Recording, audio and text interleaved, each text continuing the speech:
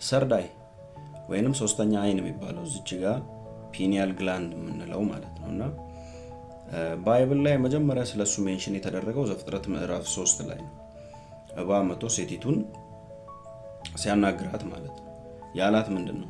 በበላችሁ ጊዜ አትሞቱም፣ ነገር ግን አይናችሁ እንደሚከፈት ስለሚያውቅ ነው እግዚአብሔር የከለከላችሁ ያለበት ቦታ ማለት ነው። መልካምና ክፉን ታውቃላችሁ በበላችሁ ጊዜ። ሰው የእውቀት የዊዝደም አይን ነው ማለት ነው። ሴቲቱ ፍሬውን ባየች ጊዜ ለመብል ያማረ ለጥበብ መልካም እንደሆነ አየች ነው የሚለው። so it's the fruit of wisdom።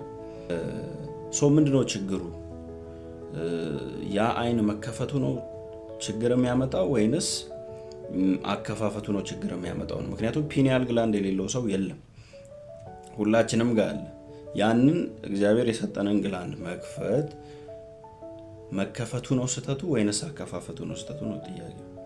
ማን ነው የሚከፍትላችሁ ነው ማለት ነው በሌላ ቋንቋ። ምክንያቱም ዴቪል ከከፈተው አከፋፈቱ ሮንግ ስለሚሆን ከገነት ትወጣላችሁ። ኦብቪየስሊ ከእግዚአብሔር ፕሬዘንስ ትወጣላችሁ፣ እግዚአብሔር ከሚሰራበት አሰራር ውጪ ትሆናላችሁ። ያ ማለት በጥሩ ቋንቋ ጠንቋይ ትሆናላችሁ ማለት ነው፣ ወይም ደግሞ ፎልስ ፕሮፌት ትሆናላችሁ ማለት ነው። ፌክ ፕሮፌት የሚባል አለ፣ ፎልስ ፕሮፌት የሚባል አለ። ፌክ ፕሮፌት መረጃ ሰብስቦ የሚናገር ነው። ፎልስ ፕሮፌት ግን ዲሞኒክ በሆነ መንገድ አይኖቹ የተከፈቱለት ማለት ነው። ሶ በዚህ መንገድ ከተከፈተላችሁ ፎልስ ፕሮፌት ነው የምትሆኑት። you can see spiritual realm experience ልታደርጉ ትችላላችሁ። የሰዎችን ሴክሬት ምናምን ልታውቁ ትችላላችሁ። ኢቨን አንዳንድ ሚራክሎች ልታደርጉ ትችላላችሁ። ግን ዲሞኒክ ኢምፓወርመንት ነው ከበስተጀርባችሁ የሚኖረው። እንዴት ነው ታዲያ ትክክለኛ አይን አከፋፈት ካላችሁ፣ ለዚህ ምርጥ ቦታ መጽሐፍ ቅዱስ ላይ ኤፌሶን ምዕራፍ 1 ከቁጥር 13 ጀምሮ ያለውን እስከ 19 ድረስ አንብቡ። ምንድነው የሚለው? የመዳኑን ወንጌል ሰምታችሁ በተስፋ መንፈስ በመንፈስ ቅዱስ ታተማችሁ።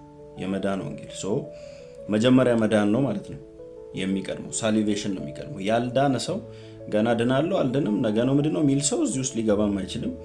ግን የመዳን ወንጌል ሰምቶ በመንፈስ ቅዱስ በተስፋ መንፈስ በመንፈስ ቅዱስ የታተመ ሰው ቀጥሎ ምን ይጠበቅበታል? ከመንፈስ የሆነ ፍሬ ምን? ፍቅርና እምነት። ለዚህም ለቅዱሳን ያላችሁን ፍቅርና እምነት ሰምቼ ብሎ ነው ጳውሎስ ቀጣይ ምን ይላል? ስለዚህም የጥበብና መገለጥ መንፈስ እንዲሰጣችሁ የልቦናችሁ አይኖች ሲበሩ ሚል ቋንቋ ያወራል። ስቴፕ አለው ማለት ነው። ፖል የመዳን ወንጌል ሰበከላቸው፣ ከዛ መንፈስ ቅዱስ ታተሙ። የመንፈስ ቅዱስ ፍሬ የሆነው ፍቅርና እምነት ደግሞ ህይወታቸው ላይ መገለጥ ጀመረ። የዛኔ አሁን ቀጣይ አይን እንዲበራ መጸለይ ይቻላል ማለት ነው። እሱ ምንድነው? የጥበብና የመገለጥ መንፈስ የተባለው ወይም አይን የተባለው። ትልቁ ችግር ምን ነበር? አዳምና ሔዋን ጋር